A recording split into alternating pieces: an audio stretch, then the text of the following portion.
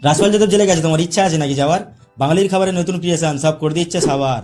টি-20 শুরু হয়ে গেছে, ইন্ডিয়া কাপ নিচ্ছে নাকি আবার? এই যে পাকিস্তানের টিম, ছবি দেখে তোমার বাবা। আজকে আমরা সেই সব নররক্ষস নিয়ে কথা বলবো যারা বাঙালির খাবারের নতুন ভাবে আবির্ভাব ঘটাচ্ছে। তো চলো বেশি না দেরি করে শুরু করা যাক। আজকে হাত মাখা করে খেলাম। কি মাখা?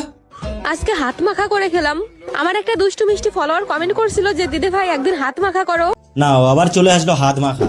তো ভাবলাম হাত কোথায় পাবো, সেজন্যই তো নিজের হাতটাই মাখা করে ফেললাম। হাত ভালো করে ধুয়ে লবণ, লঙ্কা, চিনি আর লেবু দিয়ে ভালো করে মাখিয়ে নিলাম। দেখো কত সুন্দর কালার হয়েছে। দিদির এই পাগলামি দেখে দিদির ফলোয়ার্স গুলো মজা নিচ্ছে।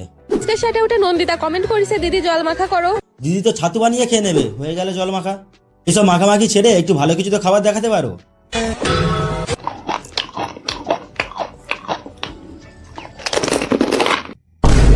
কিসের টক জল ফক জল, হাট কাঁচা লঙ্কার ফুচকা। দাদা যেভাবে লঙ্কা খাচ্ছে, দাদার বাথরুমে পটি নয়, হয় আগ্নেয়গিরি। দাদা ভাতের সঙ্গে তরকারি নয়, খায় লঙ্কা। না না, তুমি একা নয়, তোমার মতো আরো নররক্ষস আছে বাঙালির খাবারে 12টা বাজানোর জন্য।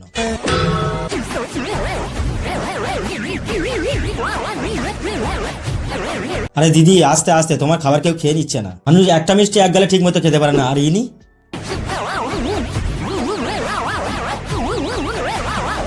দিদির একটা গাল নয়, মিক্সি মেশিন, যা দেবে গুঁড়ো হয়ে যাবে। সেই ধন্যবাদ লাগবে আজকে।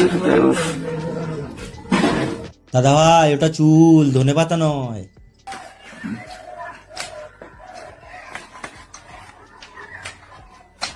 দাদা ভাই ওটা জুতো, চিকেন লেগ পিস নয় যে টেনে টেনে খাচ্ছ।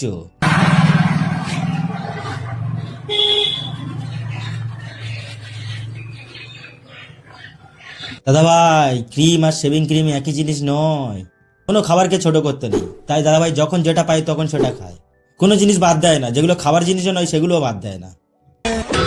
রুটি বানাতে গেলে রুটি অনেক সময় এরকম ছিঁড়ে যায়, তাতে করে আপনারা ভয়ও পাবেন না, হতাশ হবেন না। এরকম ফেভিকল ঘাম থাকলে দিদি সব থেকে বড় কথা, ওটা ফেভি ঘাম নয়, ফেভি গাম। দিদির বাড়িতে কোনো সবজি ভেঙে গেলে দিদি ফেভি কুইক দিয়ে জুড়ে রাখে।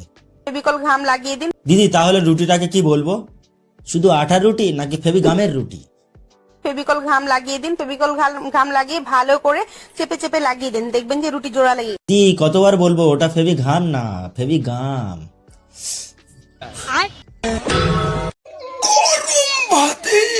সাথে একটু লঙ্কা বাটা। দাদা এরকম কুঁদছে কেন? দাদার পিছনে কি কেউ আছে নাকি? একটু ঝাল হয়ে গেছে। না ঝাল হবে না তো, তুমি তো ভাতের সাথে লঙ্কা বাটা না, মিষ্টির রস মিশিয়ে খাচ্ছ, তাই মিষ্টি হবে। ব্রেকফাস্টে যদি এটা থাকে তাহলে আর কি লাগে? একটু মুড়ি, সাথে কেক। দুর্দান্ত একটা ব্রেকফাস্ট, আজকে থেকে বন্ধ মুড়ি খাওয়া। কাঁচা লঙ্কা আর স্ট্রিং ভালো করে নিয়ে চটকে মাখিয়ে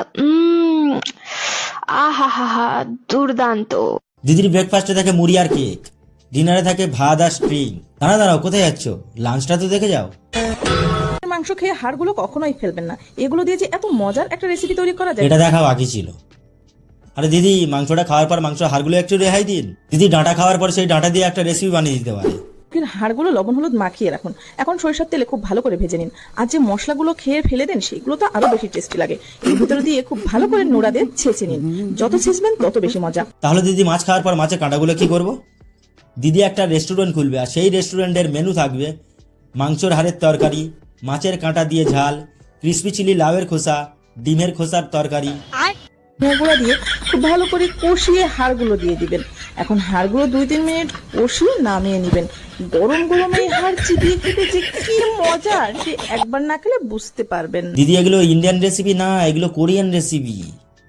সো গাইস আজকে ভিডিওটা এই পর্যন্ত। ভিডিও ভালো লাগলে লাইক করে দেবে, আর বেশি ভালো লাগলে বন্ধুদের মধ্যে শেয়ার করে দেবে, আর সাবস্ক্রাইব বাটনটা মেরে ভেঙে দেবে। তো দেখা হচ্ছে পরের ভিডিওতে, বাই।